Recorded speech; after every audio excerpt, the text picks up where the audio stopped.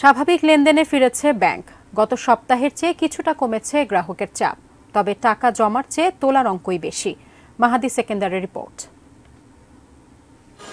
Curfew ও সাধারণ ছুটি টানা 5 দিন বন্ধ থাকার পর বুধবার থেকে লেনদেন শুরু হয় ব্যাংকসহ অন্যান্য আর্থিক প্রতিষ্ঠানে। প্রথম দিনে ব্যাংকে ছিল গ্রাহকদের ব্যাপক চাপ, টাকা তোলার দীর্ঘ লাইন।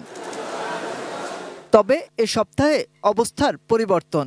রোববার প্রথম কার্যদিবসে ব্যাংকে কমেছে গ্রাহকের চাপ। টাকা মিলছে এটিএম বুথে, সচল মোবাইল ব্যাংকিং, ইন্টারনেট চালু থাকায় অনলাইন সেবাও মিলছে ব্যাংকে। তবে ব্যাংকে গ্রাহকদের বেশিরভাগই আসেন টাকা তুলতে। কিছু কাজ আছে, কাজের জন্য টাকাটা ওঠানোর দরকার, এর জন্য আমার প্রয়োজন, আমি সেই জন্য টাকাটা তুলতে আসছি আর কি। জিনিসপত্র বাজারের যে দাম, বেতন ওটাই হাট বাজার করতে এই সরকারি ব্যাপার বন্ধ থাকতেই পারে, আবার চালু হয়েছে, আমরা আসছি টাকা নেওয়ার জন্য আসছি। আবার টাকা জমা দিতেও যান অনেকে।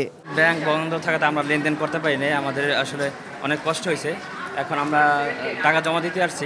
মিলেনিয়াম একটা স্কিম করেছিলাম, একটা 20 বছর মেয়াদী, সেটা জমা দেওয়ার জন্য এসেছি। মঙ্গলবার পর্যন্ত ব্যাংকগুলোর লেনদেন চলবে সকাল 10টা থেকে বিকেল 3টা পর্যন্ত। মাহাদি সেকেন্দার, এটিএন নিউজ, ঢাকা।